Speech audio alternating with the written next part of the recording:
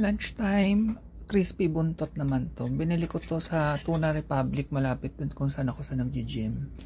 Yan. Sarap to. Na-vlog ko na yan dati. And hindi lahat yan, kalahati lang yan. Bukas yung iba. Tapos may tira akong fried rice nung umaga. So para may iba naman yung aking ulam. So yun nga, as usual, today is a Wednesday. So nag-gym ako. Tapos after mag-gym, bumili akong food. Tapos diretso trabaho. Ganun lang. Routine ko na yun ng MWF. Kasi yun yung mga araw na nag-gym ako. Anyway, kain muna ako. Magandang hapon. Napakain ko na yung mga babies na walking ko na sila. Ngayon, may itatry akong bagong rice. Shirataki rice. Actually, medyo mahal siya. 449 ang isang kilo. Pero good for 40 servings na daw siya. Kung tag to 25 grams lang ang kakainin mo per kain. Low carb kasi siya. So, gusto kong itry yung low carb. Pero hindi ako maglo-low carb high protein ha. Kasi masama sa akin ng high protein. Low carb lang tapos saktong protein lang. So, bubuksan ko na rin siya kasi kailangan daw may video pag binuksan. So, ayun na siya. So, 1 kilo to.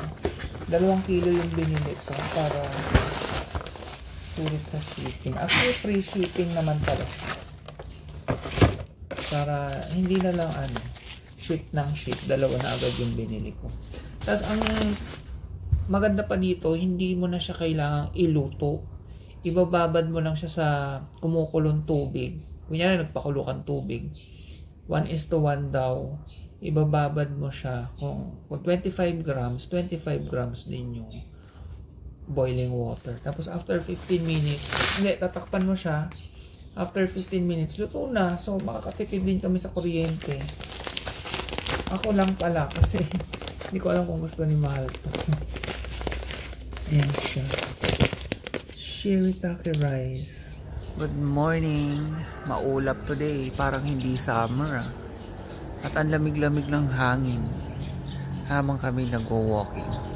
Wala pang 5:45 pa lang mga ganyan.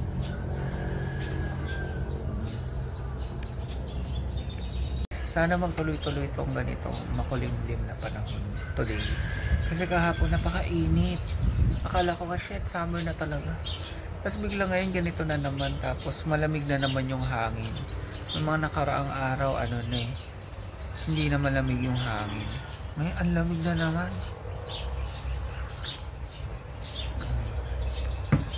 So, ang buong akala ko ay today ang uwi ni Mahal. Mali pala ako ng calculation. Today is a Thursday. Sa Sabado pa pala. So, Thursday, Friday. 2.5 days pa kami walang kasama. Isip ko na naman ako yung sipong umaga. Kasi lalo na malamig.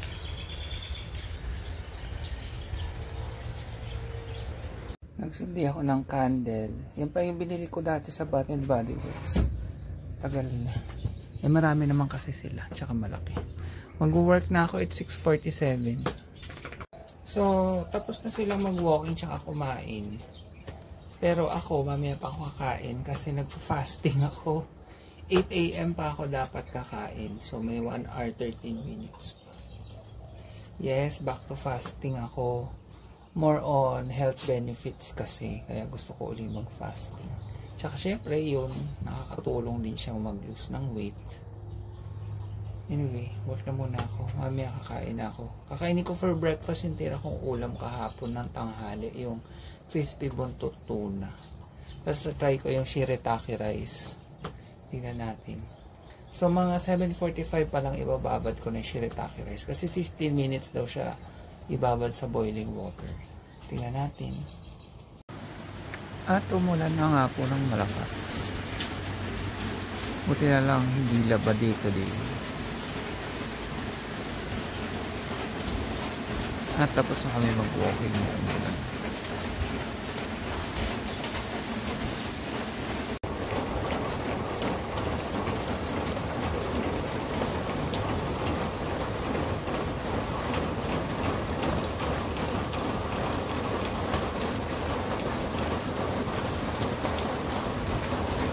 So, isasain ko na tong shirataki rice. Baliktad pala. Ganyan lang karami yun ng 26 grams. Oh. Dapat nga 25 lang. Sumobra pa. Bawas na yung sa lalagyan na weight. Yung lang talaga yan. Shirataki rice. So, tingnan natin kung gaano karami yan. Kasi yung recommended servings. Lalagay ko dito. May takip yan.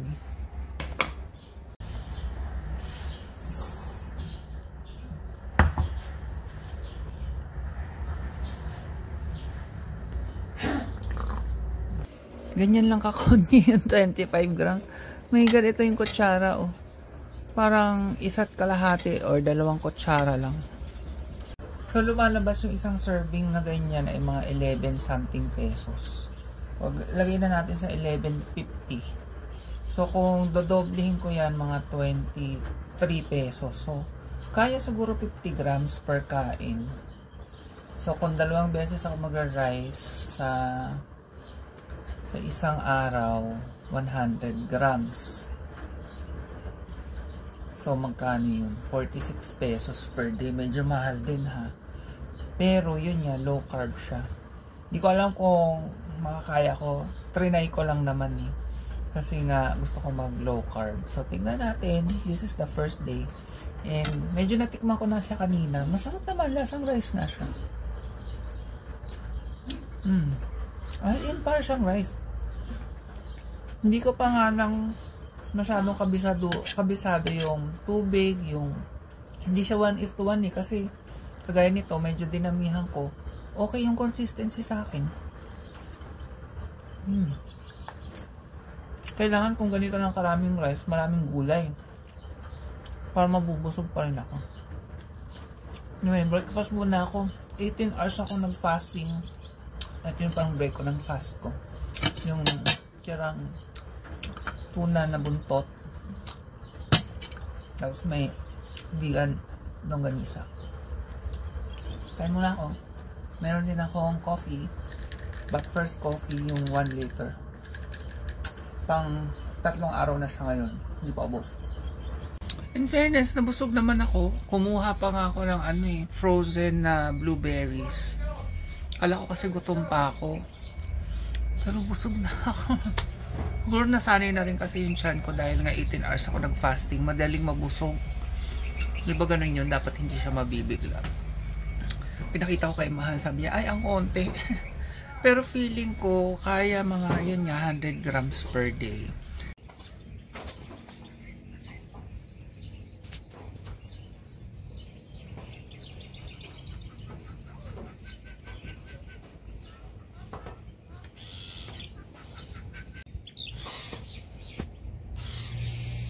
So for lunch, yung mga frozen veggies, yan, nilagyan ko lang ng, ni-steam ko, tapos nilagyan ko ng margarine, salt, and pepper. Tapos ito, kimchi flavored na mandu, yung bili namin sa SNR. And shirataki rice. Sorry si Paris yan. Ito ay nasa 30 grams. Sumobra yung lagay ko eh. In fairness, 12:28 na ng tanghali. Hindi pa ako masyadong gutom. Kasi di ba kaninang umaga, nag-shirataki rice din ako, tsaka yung tira kong fish. So, ito na yung aking last meal. Tomorrow na uli ako kakain ng 7 AM. Kasi may gym ako bukas eh. Pag wala akong gym, 8 AM ako kumakain. So, yun, kain tayo. Namiss ko ang gulay. Yan. Buti na lang may mga frozen veggies kami. Pero syempre, mas healthy pa rin yung mga fresh. Eh, wala. Sarap pa rin naman.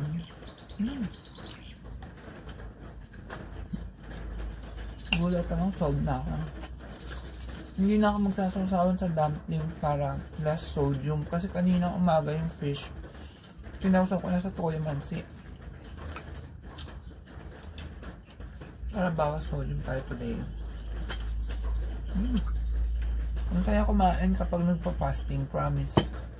Mas na-appreciate mo yung food kaysa yung laging kumakain. Yun naman yung gusto ko sa kanya. Lalo na yung unang subo mo after mong mag-fasting ng 18 hours. My God. shirataki rice. Ang gininto ang rice. Pero nakakabusog siya, in fairness. Top.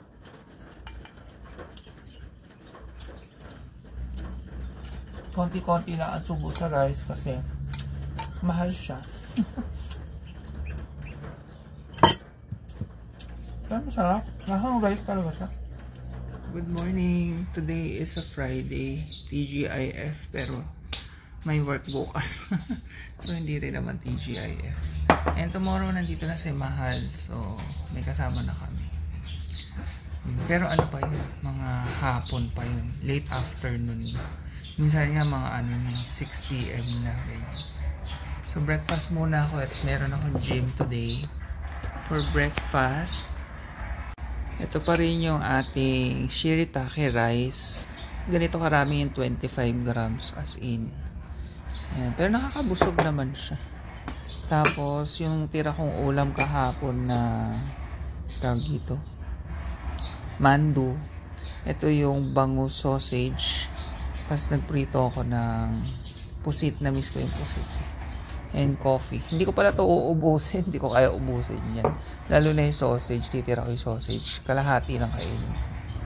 Medyo matagal-tagal din ako hindi kumain itong pusit. Mga 1 month siguro. Kaya na-miss ko siya. Ha?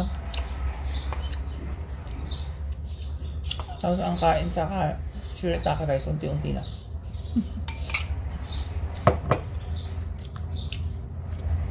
Meron pa nga pala kami atsara. Masarap yun dito. Okay, breakfast muna ako. For lunch, bumili lang ako sa karinderya after ko mag-gym para maiba naman. So, sinigang na bangus kasi nag-crave ako sa sabaw. Tapos, tortang talong. Ito yung ating shirataki rice. Sa umpisa mo siyang hilaw. Ganyan. Kasi diba tinakpan lang siya. Pero pag inano mo na, luto naman. Yan So dinagdagan kong konti. 31 grams to. So mobra eh. Dapat 25 lang. Pero okay lang. Actually kahit hanggang 50 grams per kain, pwede pa rin. Yan lang naman serving suggestion nila para makatipid din. Kain muna ako. Naubos si Paris. Miss ko umikot na sa bahaw. Kaya bumili tayo ng sinigang na bangus. Si Mahal hindi mahilig sa bangus. Ako okay lang. Yan. Minicrowave ko kasi kaninang alas 10 ko pa ito binili. Paris, ano nangyayari sa'yo? Tapos may labanus. Hindi ko nga lang uubusin yung sabaw. Kasi for sure, maraming sodium to. Meron to nung sinigang mix. Tsaka, may patis pa at asin. Gulay. Kangkong.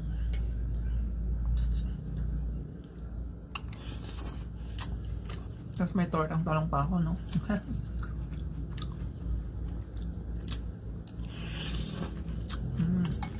Sayang mo lang okra.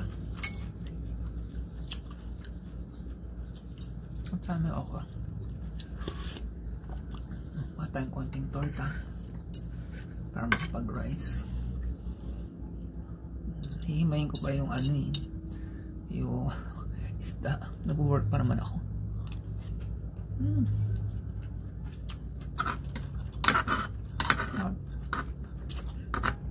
Mas na-appreciate ko yung food pag nagpa-fasting ako.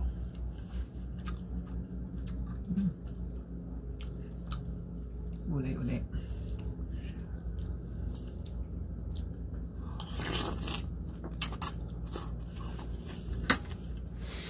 Good morning. It's a Saturday. Naantok na naman ako.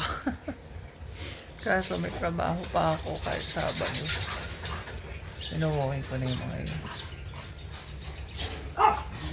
By the way, mamaya dating ni Mahal. So, surprise. Tuwan-tuwa na naman tong mga to, lalo na si Weddy Girl.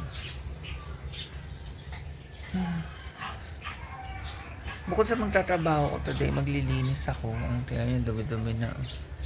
At saka maglalaba. Para pagdating ni Mahal, makapahinga siyang mabuti. Rain. Mamaya na lang. Okay, so tapos na kumain mga babies. Ako naman, 18 hours akong nag-fasting. So ito yung i-break ko sa aking fast. May na. Nag-prito ako ng itlog, ng pusit. Yung tira ko pa kahapon na fish sausage. Tapos ito rice. Shirataki rice pa rin to. Pero 50 grams naman yung inano ko ngayon. Ay naamoy niya baby girl. Hihingi. And last batch nung coffee na binili ko sa But First. Gutom pa yan. Kumain na yan eh. May surprise sa'yo mami yan. Nandito ang kuya mo. Nagdatigan yung langaw kasi naaamoy nila yung pusit. May atsara pa ako. Ito pa yung dala ni Paul. Yung atsara ubod. Pwede pa naman daw ito, sabi ni Mahal. Tinanong ko kagabi. Matagal naman daw ang buhay ng atsara. Favorite ko to, kaso yun yan nung naubos namin yung unang ang garapon. Medyo naumay din naman. Kaya, ayan, nagtagal. Ngayon lang uli kakain. Ayan, konti lang yan. So, hindi na ako nagsusuka. Dati nagsusuka ako dito sa pusit. Pero since mayroon ng atsara, yun na yung pampaasin ko.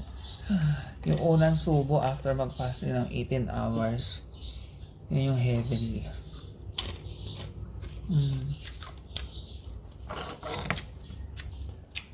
Right.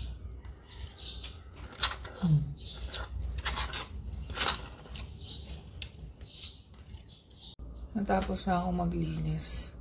Hindi pa ako tapos maglaba. Pagod ako. It's 12:20. Nag-umpisa ako maglinis mga 7.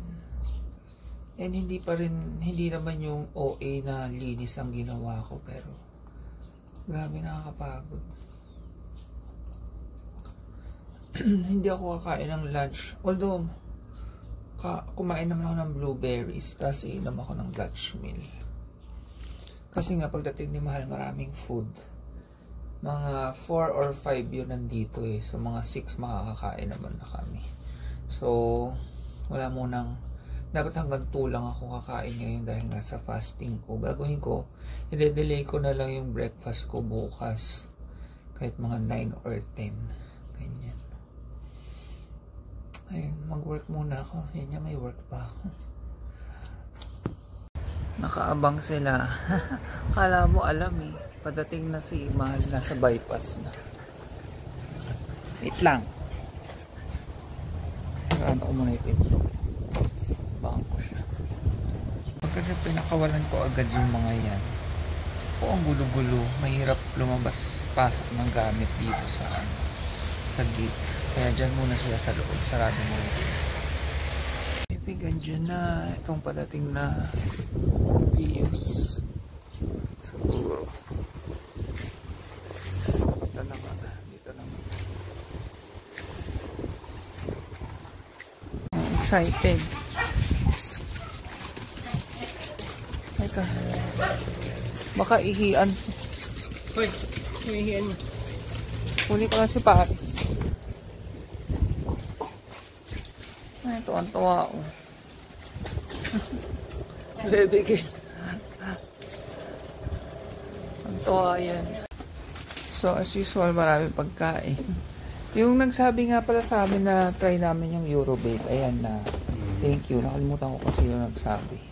Sakto.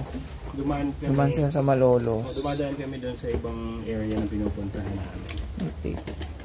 So, meron tayong Ensimada. So, ang laki. Itlog maalat. Ensimada Malolos. Next, inipit. Parang yung inipit talaga. I mean, yung nabibili sa Tapos, cheese pie. Doon din sa Eurobake din niya nabili. Ito Eurobake din. Ito lang. San Nicolas, masarap daw, sa kape. So, 3, pang kape-kape. Meron din kamatsili. 4 pala yung binili ko. Kuwaping kamatsili kasi. Oo. Pero hindi naman lasang kamatsili. Baka. Sabi, ay hindi mo pa natikman? Diba? Ito natikman ko. Makagawa sa kamatsili talaga. Hindi. Ay hindi. Puto seco. Homemade. Puro carbs, no? Di ba umiiwas ako sa carbs? Ito, sugar free na pastry. Pumunta ako ng ADB sa Ortigas. Tara. Sugar free yan. Chocolate tsaka something. Ito din, yung mga Sugar may free kilala din. sa ADB, hindi. Pero sikat to sa ADB Crinkles. Sarap daw. Pinipilahan yan. As Tapos in, limited lang daw ang oo. pwedeng bilhin. Tapos yung mga food, ayan, may salad. May tiger prawn ulit na inihaw, grilled. Japanese pa. Japanese pa eh. Cheese platter.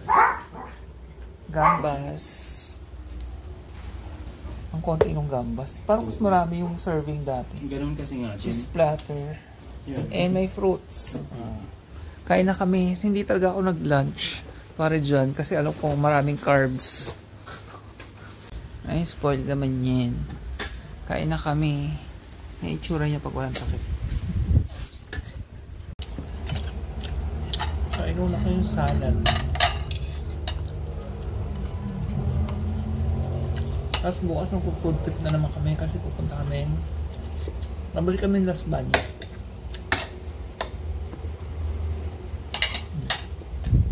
Okay, tapos na kami kumain. For dessert, tikman natin yung crinkles na napaka-special. Hindi pwedeng bilhin. Ang laki naman. And, Kailangan mo namin. taste test. ADB crinkles.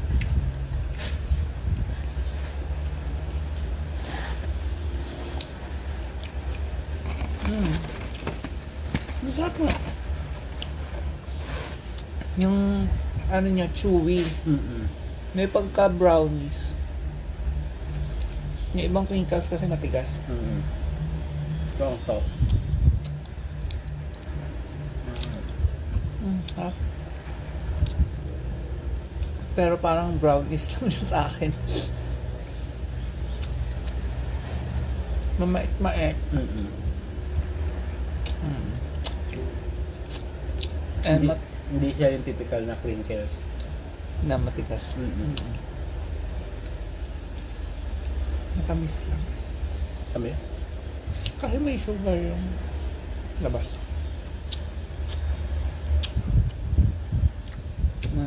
After ito mag-walk na kami. Guess what? Nag-crave ako sa manggang hilaw. So, naghahanap kami. Wala kaming makita. So, final na pag-asa ay Walter. Pumasok na si Mahal kasi nakapambahay lang ako. Ayan o. Kasi nga, dito sa bypass may nakita ako. Kaso hinog na. Anyway, sana meron. Wala mo ng fasting today kung meron. Mapakla. Oo. Yan, masasatisfy ang aking craving. Pwede na rin 180 ang kilo. Oh. Tapos malalaki. So, balikan na namin. At ito pa yung dalang bagoong nagawa ng mama ni Mahal. Galing Masbate. Medyo malambot ito. Medyo may lambot ng konti. Ayan na, nabalatan niya ng Mahal. Mga ngasinding kayo. Actually, kagabi ko pa ito pinapanta siya.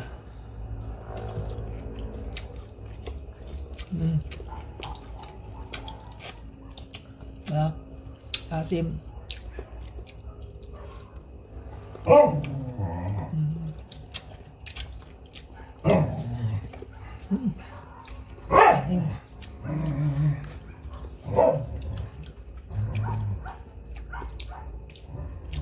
Nagre-crave nga na kasing kamas eh. Bukas, baka may matsyempuhan kami. Punta kami ng Las Bañas sa Rizal.